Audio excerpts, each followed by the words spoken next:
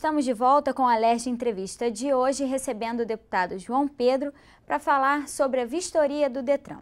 Deputado, no bloco anterior, a gente falou sobre a questão dos terceirizados, que é essas empresas que são pagas para prestar esse serviço nos postos de atendimento de vistoria do Detran.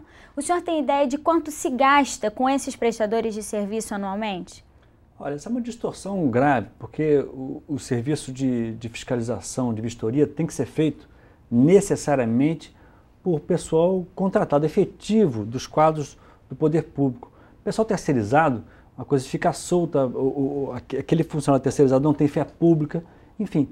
E o que se gasta no início dessa vistoria, ele era feito por estagiários universitários, enfim, que tinham ali algum tipo de... Hoje em dia não, eu não sei quem são essas pessoas que fazem, troca, sai um, entra outro.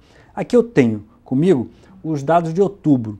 Em outubro, despesa de contratos, fornecedores e serviços monta a mais de 8 milhões, só em outubro. Outras despesas, quase 6 milhões e meio. Pessoal terceirizado, mão de obra, se gastou 10 milhões e meio de reais só com o pessoal terceirizado. Que dinheiro é esse? Outro dia os funcionários do Detran fizeram uma greve, porque o funcionário terceirizado ganha mais e tem mais regalias do que o funcionário de carreira. Então, onde está a meritocracia do concurso público, enfim, que é esperado, as pessoas estudam, enfim, se formam, se qualificam para fazer concurso público, e aqui não. Nesse caso do Detran, da vistoria, dos postos de vistoria, enfim, nós temos ali pessoas que não têm a mínima condição de estar, mínimo conhecimento de causa, para fazer uma avaliação no veículo. Ou seja, na sua origem, essa vistoria, do ponto de vista técnico, converse com qualquer pessoa que entenda minimamente, mecânicos, pessoas especializadas em veículos, vê que não tem mínima condição. Claro, não são professores, têm outra formação profissional e estão ali exercendo uma função por indicação e sem nenhuma qualificação para poder estar fazendo a vistoria. Então, se a vistoria já é inconstitucional, ela só acontece no Rio de Janeiro, ela também tem pessoas realizando a vistoria que não têm conhecimento nenhum técnico, e o Estado, e aí voltando à sua pergunta, ele gasta com mão de obra 10 milhões e meio de reais por mês. Esse é o dado, o último que eu tenho, que é o dado de outubro. Ou seja, não tem sentido se ter uma vistoria como essa nessas condições. E esse gasto mensal se justifica, a gente tem aqui dados de, por exemplo, no Rio de Janeiro são R$ 74 para fazer a vistoria, né, anual. Em outros estados, ó, São Paulo, R$ 48, Paraná, apenas R$ 25. É essa terceirização que justifica esse gasto tão alto para a gente fazer a vistoria aqui no nosso estado? Pois é, você vê como é que são as coisas.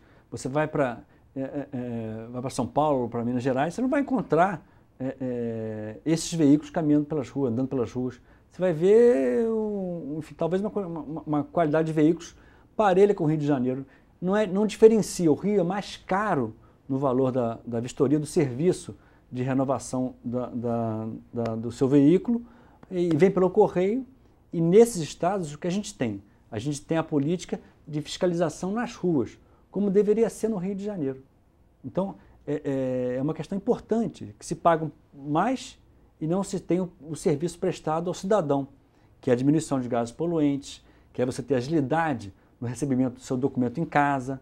Enfim, essas são questões relevantes. E além da questão da vistoria ser mais cara aqui no Rio, o IPVA também é mais caro do que em muitos outros estados.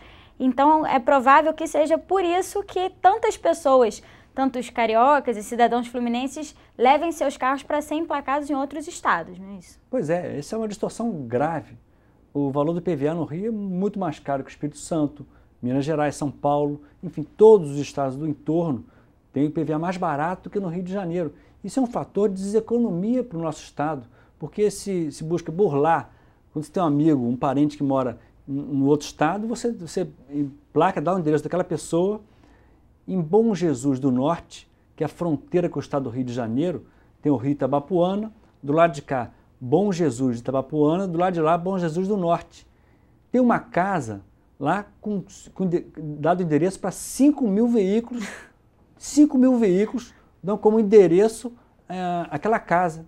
Enfim, para poder é uma emplacar em distorção outro grave. estado. Falar um pouquinho do turismo, todos os carros de locadoras de veículos são de placa de Curitiba, no Paraná, porque lá a alíquota é zero para esse tipo de serviço. Então é preciso reconstruir esse sistema, eu não tenho dúvidas. Se botar uma alíquota parelha de outros estados, a gente vai ter um incremento da arrecadação e não essa política, perda, né? Essa política suicida do Rio de Janeiro de gerar uma alíquota maior e essa evasão de recursos.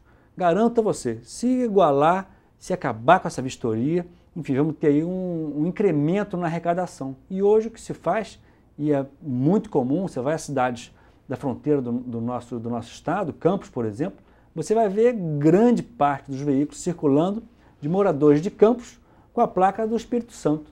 É uma tônica, é uma realidade, enfim, que precisa ser enfrentada. Por isso que esse debate é tão importante, está sendo tratado, divulgado. Eu tenho procurado falar em diversos fóruns que eu tenho participado sobre a importância de se mudar essa política do Rio de Janeiro com relação aos veículos, que é tão importante, enfim, a necessidade nossa, não só do ponto de vista dos gases poluentes, do ponto de vista ecológico, do ponto de vista financeiro do Estado, é fundamental que se tome imediatamente uma mudança nas posturas e na política pública implementada a esse tema.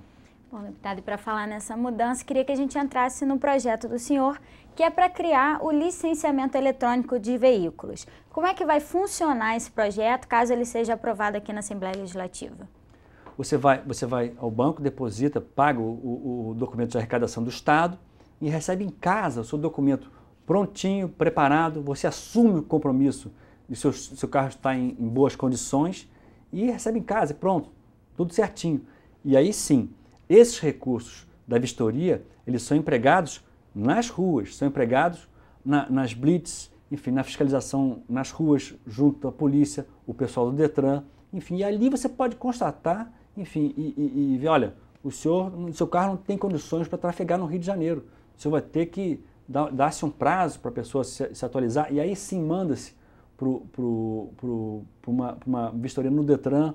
Enfim, o que precisa é entender que todo esse sistema não está redundando em melhoria da qualidade dos veículos no Rio de Janeiro, não está redundando em arrecadação para o Estado, não está redundando em diminuição dos gases poluentes emitidos nas grandes cidades do nosso Estado. Ou seja, não tem nenhum fato positivo para esse tipo de fiscalização.